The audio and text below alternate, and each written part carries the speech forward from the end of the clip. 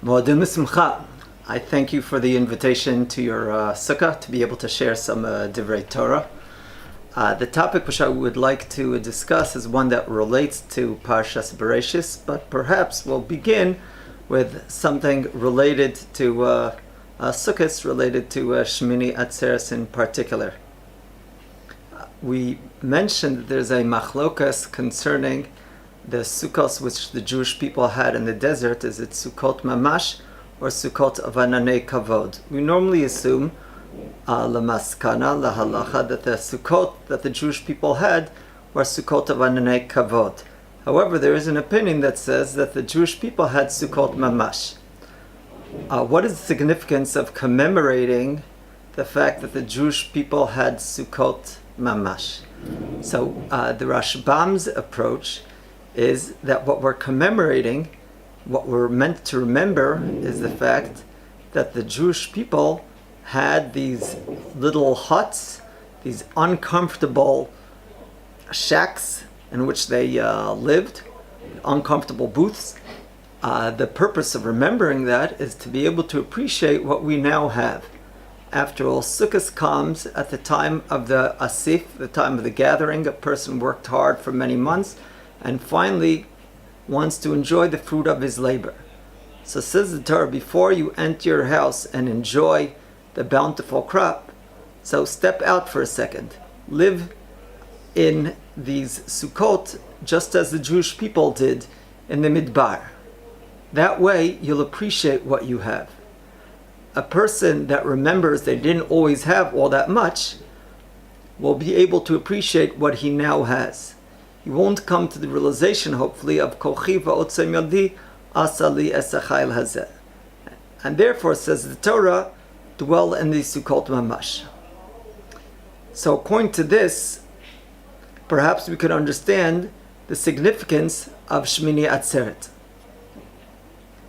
The Targum Yonasan ben Uziel on the pasuk in Parshas Pinchas, B'yom HaShmini Atzeres Tiyeh Lachem, writes, B'yom HaTmina'a Knishin Tehavu Bechedva Min Matalolchon Lebatechon. That Shmini Atzeres is a day in which we gather, we go into the house. So the word Atzeres, for which Shmini Atzeres is named, is based on the fact that we enter into the house. We enter with joy into the house. What's the significance of entering into the house, which would be the basis of Shmini Atzeres being given that name of Atzeres? So according to the Rashbam, we could understand. According to the Rashbam, the idea of our dwelling in Sukkah, in a certain sense, limits our joy. We're not able to enjoy yet that wonderful crop, to enjoy our comfortable houses, until we remember we didn't always have that. Once we learned the lesson, once we remembered that which we have, once we realized that which we have is God's gift, then we're entitled to actually enjoy it. So on Shmini Atzeres, that's when we enter our houses and enjoy the gifts that HaKadosh Baruch Hu gave us. So according to the Rashbam's interpretation of the significance of Sukkot Mamash, you could understand the significance of Shmini Atzeres. You can understand the significance of entering our houses with joy, as the Targum Yonasan ben Uziel says, that's what Shmini Atzeres is about. Once we've learned the lesson of this Sukkah, once we've learned the lesson that we can't take what we have for granted, then we're able to enjoy what we have. Certainly this year, I think it should be very easy for us to realize that we can't take what we have for granted. We certainly can't take our health for granted. We can't take anything for granted. And thus, we properly will give thanks to HaKadosh Baruch Hu on the gifts that He gave us, and we'll realize that there are things which we can't assume are always going to be there. Certainly things which weren't always there, and we can't assume that we'll always have them. We need to enjoy them while we have them. Okay. The topic which I wanted to discuss, as you saw, relates to Parshas Bereishit, the slippery slope of the serpent. Parshas Bereishit and the Yetzer. Parshas Bereishit has an awful large number of topics. It's interesting that generally speaking, Parshas Bereishit doesn't even have a full week for us to study it. Other parshas we have a full week. Parshas Bereishit, generally speaking, less. This year you have almost a full week. I don't know if this might be associated with that which the Gemara tells us in Chagiga, that one is not meant to focus too much on what came before before creation. This is one of the Sisrei Torah, which we're not entitled to know. We know that the Gemara always starts on Daf Beis. Some explain as if to say that even if you learned the whole Masechta, but nevertheless you haven't even started. You haven't learned Daf Aleph. There's always so much more to know. So perhaps that's why Bereishit never has a full, almost never has a full week. In any case, one of the many topics in Sefer Bereishit, in Parshas Bereishit, is the story of Yetzer. I'd like to focus on one particular aspect of that story, and that is the following. The sin of eating from the Yetzer was not only the first sin committed by man, but it's also a sin that is archetypical of many sins which we violate, which man violates throughout his life. It's true that in a certain sense that aver was unique. Not always do we have the Yetzer HaRa in flesh showing up and trying to convince us to violate the avera, but in other ways, in many ways, this sin is the prototype of averos in general, and thus by studying this parsha, by looking at the psukim, perhaps we can discover some of the lessons, some of the ways of the Yetzer HaRa. Now you might ask, why do we need to study the ways of the Yetzer HaRa? Presumably the Yetzer HaRa is able to manage fine without Shlomo Friedman teaching him how to act, teaching him his ways. The point though is the following. If we are familiar with the ways of the Yetzer HaRa, we'll be better equipped to try to overcome him. We'll know when it's the Yetzer HaRa that's trying to convince us to do something. Not always do we have caller ID on our mind's voice to be able to know when it's the Yetzer HaRa, when it's the Yetzer HaTov. By being aware of the ways of the Yetzer, perhaps we'll be able to increase our chances of being able to overcome it. The Torah begins the discussion of the story of the Yetzer by pointing out that Hanachash haya arum mikol chayas hasadeh. The Nachash was wise, was sly. So the first thing we need to realize is that the Yetzer HaRa is smart. The Chovos HaLevavos writes, Rav Be'eri often quotes this. There was a warrior that returned from a battle, and there was a wise person that told him after the warrior's victory, he told him, well, you've returned from the easy war, the easy battle. Now's time for the tougher struggle. And he was referring to, of course, the struggle with the Yetzer HaRa. Not always so easy to overcome the Yetzer HaRa. So we need to realize that's a struggle. We need to keep in mind, the Mishbur writes in Hilchos Yom Kippur that the Yetzer HaRa yesh lo heterim harbe. The Yetzer HaRa is very smart and manages to come up with a heterim for all sorts of things.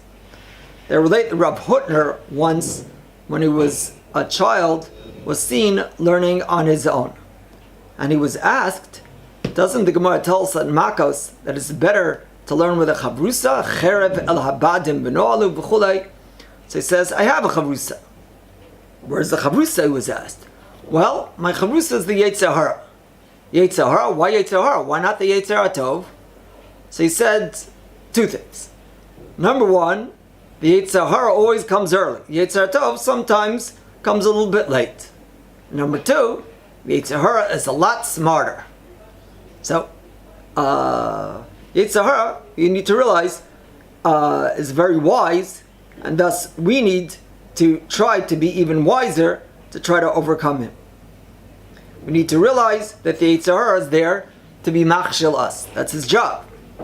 They say that the Kotzker once darshaned in front of his Hasidim, that one should imagine, one should picture it as if the Yetzer HaRa is there with a hatchet about to chop off our heads. A certain chassid that said, hey, I don't feel that. I don't feel the Yetzer HaRa constant battle with the Yetzer HaRa. Said the Kotzker, well, I'm afraid that your head, the Yetzer HaRa already chopped off. So if a person's not aware that there's a constant battle, that could be a problem. The pasuk says, "Mishlei b'sachbulos taselecha milchama."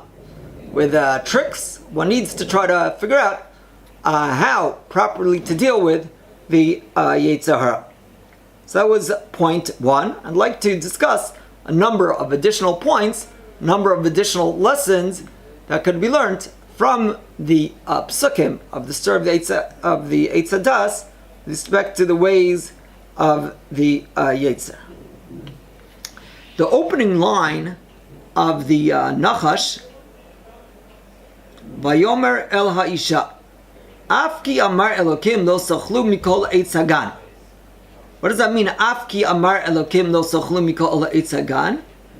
So there are those that interpret that, hey, so what if God said? So what if God said not to eat? So he said. However, generally speaking, we interpret that pasuk as saying that perhaps God tell you not to eat from any of the trees. So one thing we learned from here is that's the way of the Yetzer HaRa to blow out of true proportion the scope of the Isser. The Yetzer HaRa wants us to feel that it's impossible to lead a normal life, to live a normal life, if we'll be makpid on the demands of halacha. He tells Chava, well, hey, if you listen to God, you'll have nothing to eat. The Yetzer HaRa tells us that if one wants to be involved in business, you can't avoid speaking Lashon Hara. If one wants to get married, you can't avoid violating the Isser Negia while dating. If he wants to eat vegetables, you can't avoid once in a while perhaps eating some bugs. And of course, that's certainly not the case. The Rambam on that pasuk in Parshas Ekev, Ma Hashem Elokecha she'el meimach ki im v'chulei, the Rambam understands, in contrast to Ramban, the Rambam understands that the point of the pasuk is to tell us that the demands of the Torah don't go against our physical and psychological needs. They don't demand from us things which are unrealistic. So, we need to try to avoid that pitfall of thinking that it's impossible to observe the Torah and live a normal life. A third point with respect to the ways of the Yetzer. If this were an interactive shir, I would ask you, on which tree does it say, which tree or trees, Nechmad lemar'eh v'tov lema'achal? The Eitz Hadas, right? Wrong. Rather, the Torah says this about all the trees in Gan Eden, that there were Nechmad lemar'eh v'tov lema'achal. It's true that with respect to the Eitz Hadas, the Torah uses the expression Tov eitz lema'achal, ta'ava le'einayim v'chulei, but all the trees were Nechmad lemar'eh v'tov lema'achal. So the point is, the Yetzer HaRa convinces us that the Aver will bring us some amazing, unique pleasure that can only be attained through violating an Isser. And by not violating an Isser, we're losing out on so much.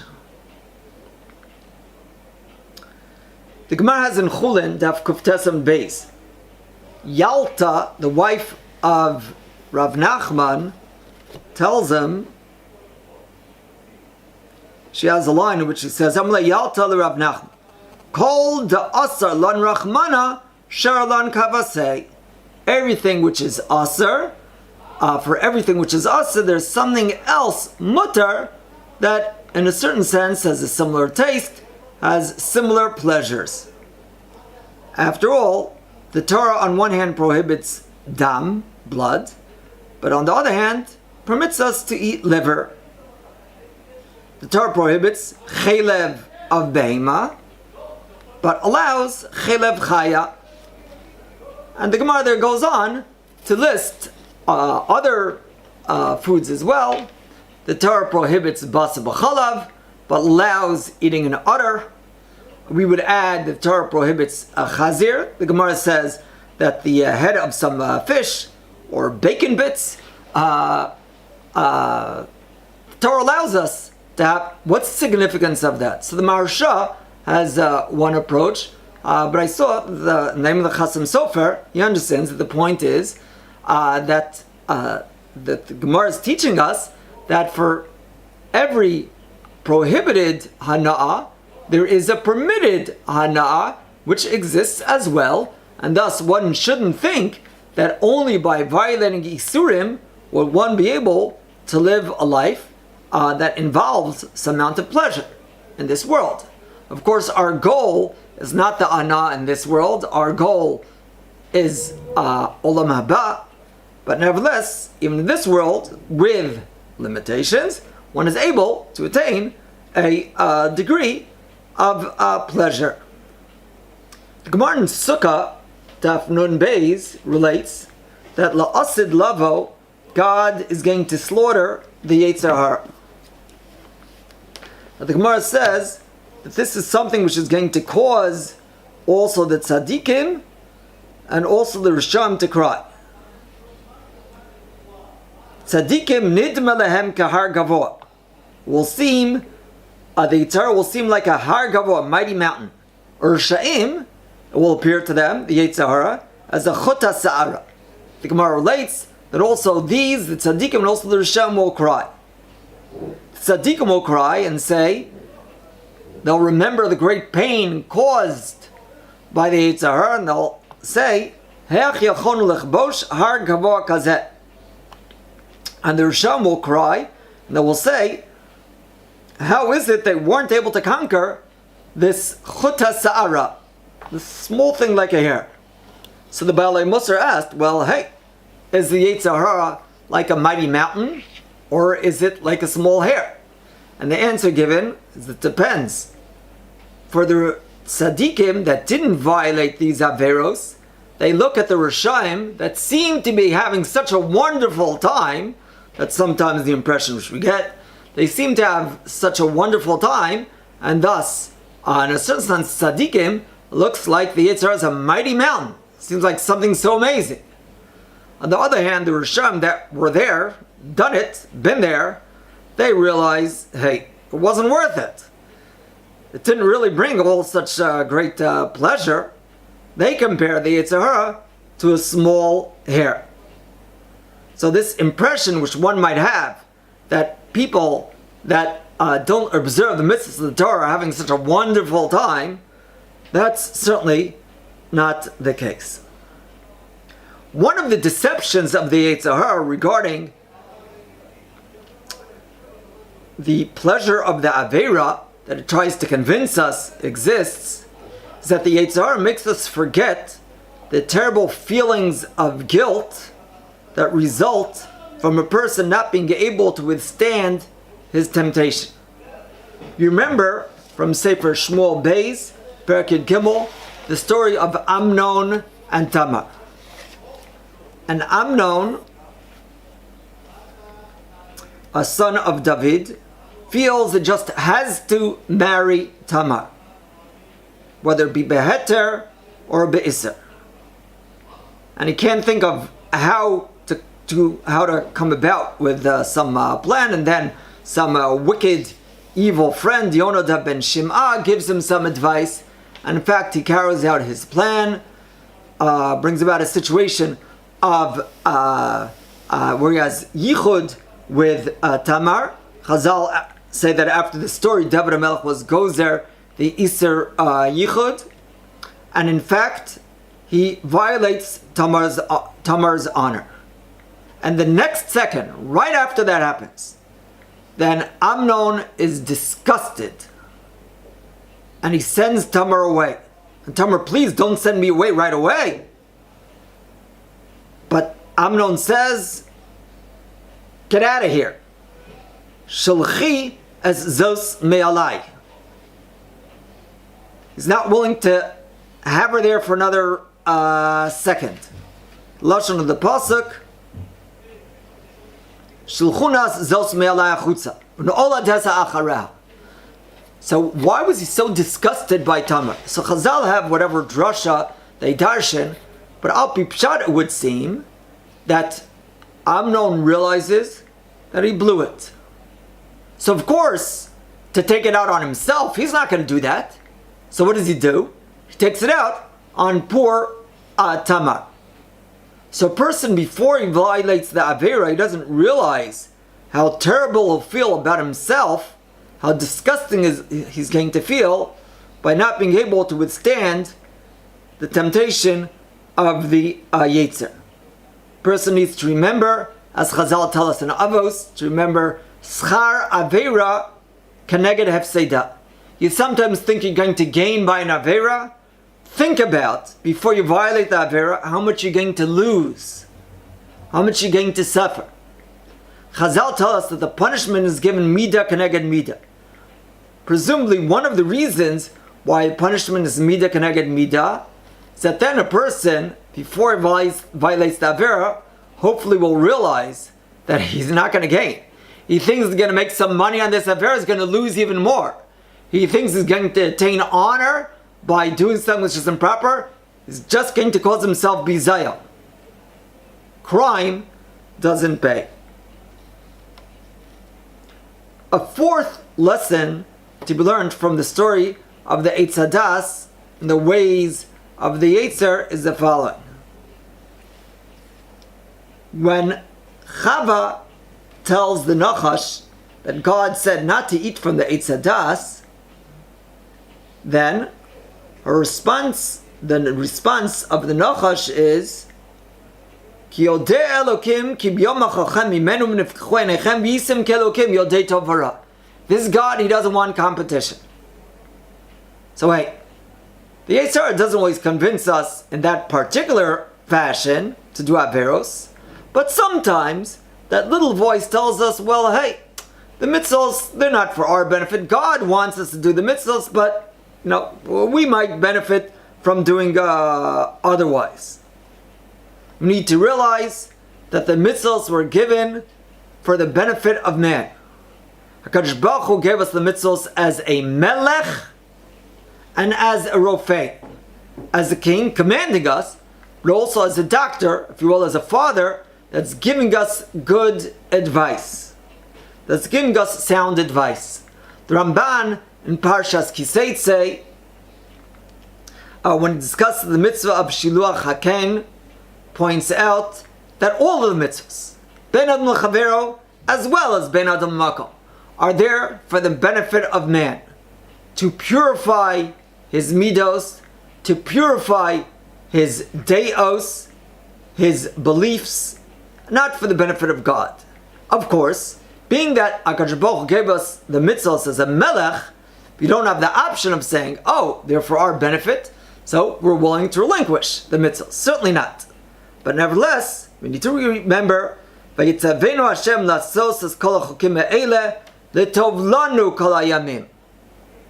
An Avera, first and foremost, at the end of the day, by violating Averos, we harm ourselves rather than harming God.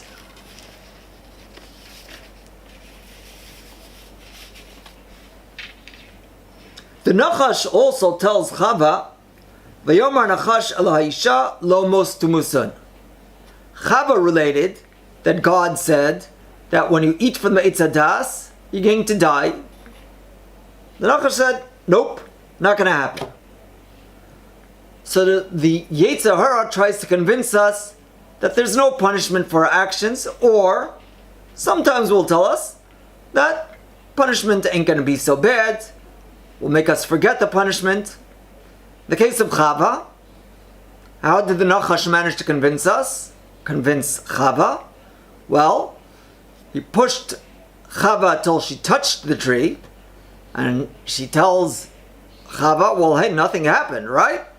Kshem shein misa b'negia, kach en misa ba'achila. It's interesting that from Chava's perspective, wasn't aware that the Issa Negia was something added by Adam Arishon. This sounds like somewhat of a convincing argument. Nevertheless, in light of the fact that it was clear to her that God said not to eat, she was not meant to eat, it should be added that she apparently wasn't thoroughly convinced that eating wouldn't cause misa. After all, right after she eats, she gives to Adam to eat, and Rashi explains that she was afraid that perhaps Adam would stay alive and marry somebody else. So the implication is that she realized that she's going to perhaps die as a result of eating from the Eitz Hadas. Whatever the case may be, since it was clear to her that God said not to eat, she was not meant to eat, notwithstanding the claim of the Nachash.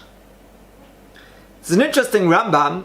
We know that the Gemara discusses a number of places in Makos and Sanhedrin whether a chaver needs hasra or not. The Rambam paskins that even a chaver needs hasra. He gives somewhat of a funny reason. He says that a chaver, a Talmid Chacham, even Talmid Chacham is only punished if he violated an Avera if he's given a warning.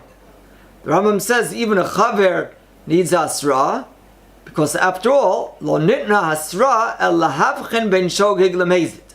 Hasra is to distinguish a person between shogeg and mezid, and hey, maybe this fellow is shogeg. Even though he's a chaver, nevertheless, he might be shogeg.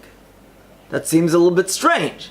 After all, if he's a chaver, if he's a scholar, then he knows that there's an onesh. So what does it mean that a chaver needs asra lahavchen ben shogeg lemezid? So I think that one explanation that could be given is the following. Know that asra needs to be given toch kadei dibur, which means that only if a person violated the avera immediately after the asra does Bezin give a punishment. Why? Because if the asra were given at a certain point in time, and then only a number of minutes later, only sometime later did one violate that avera, then he could say that he forgot the asra. Forgot the asra, that sounds strange. So perhaps what it means is that not that a person fully forgot the asra, but he pushed it out of his mind. It wasn't at the forefront of his mind.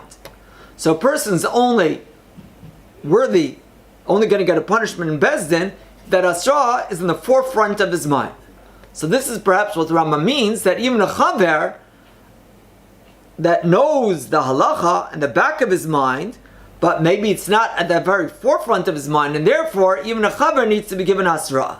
So we're very good at somehow convincing ourselves, or we're very good at managing to forget that there's a din of cheshbon.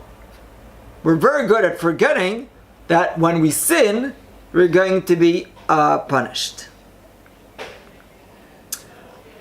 Perhaps the last point that we'll remember is that the Yetzer HaRa often will prevent us from being sameach bechalko. We know that the Gemara tells us, Haman min haTorah minayin, Hamin ha'etz asher tzivisicha levoti achol mimenu achalta. So the letters Hey, Mem, Nun, Haman, they appear in that pasuk. And the Mefarshim explain that the connection between Haman on one hand and Hamin ha'etz is the following. Haman had everything going for him. Almost. One thing which he lacked is that this one fellow, Mordechai, wasn't bowing down to him. So he had everything in the world. But that one thing which he didn't have brought about his downfall. Adam, Chava, they had everything in the world going for them. They owned the whole world. One thing they couldn't have, the Eitz Hadas, the fruit from the Eitz Hadas, that brought about their downfall. So the Yetzer HaRa very often convinces us that what we have isn't enough. We don't think about what we do have, just think about what we lack. There's a Talmud in the past that related that when he was young, he didn't have a license, didn't drive a car, and at some point managed to save up enough money, got himself a license, bought a car. He says, I was in seventh heaven. It was amazing experience. I was so happy for about 24 hours. Then afterwards, okay, you have a car. A person, generally speaking, focuses on what he doesn't have rather than what he does. If a person would try to thank God for what he has, to focus on what he has rather than what he lacks, he'll be that much happier. Chazal say, "Eno dameis v'chatzi ta'avaso biyado."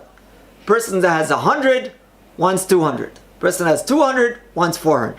What does it mean when a person has 200 wants 400? Some explain if he has 200, he wants another 400. But some explain that if he has 200, he wants another 200. And according to that, so one would ask the question, what does it mean? If he has 200 and wants 400, so he does have half of what he wants. He has 200, he just wants an additional 200. So somebody related, the name of Rav Yaakov Kamenetsky, that the point is the following. That fellow that has 200 and wants another 200, the 200 which he has, that doesn't mean anything to him. He doesn't appreciate it. And therefore, en adameis v'chatzi ta'avaso biyad. In conclusion, the Gemara tells us, or coming close to a conclusion, the Gemara tells us, La'olam yargiz adam Yetzer hatov al Yetzer HaRa. We need to realize that there's a battle going on. We need to realize there's a conflict over here. And we need to keep in mind, A, the Yetzer HaRa is smart. B, the Yetzer HaRa will blow out of proportion the scope of the Yetzer. C, the Yetzer convinces us that the pleasures which could be attained through the Avera are unique and cannot be attained in any other way, something which is, generally speaking, not true. D, the Yetzer HaRa sometimes convinces us that the basis of the Yetzer is God's interest rather than our own. Makes us forget that when we violate an Avera, we are truly harming ourselves. E, the Yetzer HaRa denies, or makes us forget punishment. And lastly, the Yetzer HaRa prevents us from being samech b'chalko. Maybe we'll end on a positive Sukkot-related note. Why is Sukkah this time of year? You know that the Torah gives his explanation, but the HaRa, we know that he explains that the Sukkot, after all, zecher la'ananei kavod. And the HaRa, this is in Shir HaShirim, Perek Aleph Pasuk Dalet, explains that the Sukkot of Ananei Kavod, they left the Jewish people when we sinned with the Egel. When did they come back? He suggests they came back when they started building the Mishkan. When was that? Well, Moshe Rabbeinu comes down from Har Sinai on Yom Kippur, and the HaKadosh Baruch Hu forgave them, Salachti kidvarecha. The next day, Tzivya Mishkan. Next couple of days, on Yud Gimel, they collect the materials for the Mishkan. Yud Daled, the people were given the instructions for how to build. They started building on Tesvav. Unfortunately, discuss, wasn't there an Isser Malach on Tesvav? So they explained that perhaps that year before the Mishkan was built, there was no Isser Malacha yet on Tesvav Tishrei. In any case, so then when they started building the Mishkan, that's when the Ananei Kavod returned. So the Sukkos, Ananei Kavod, are associated with HaKadosh Baruch Hu having ritzoi for us, HaKadosh Baruch Hu accepting our tshuva. So maybe one of the most important lessons to remember is that even if the Yetzer HaRa does overcome, nevertheless, we pick ourselves up again and start from the beginning. That's what Sukkot is about. Ritzui, starting again.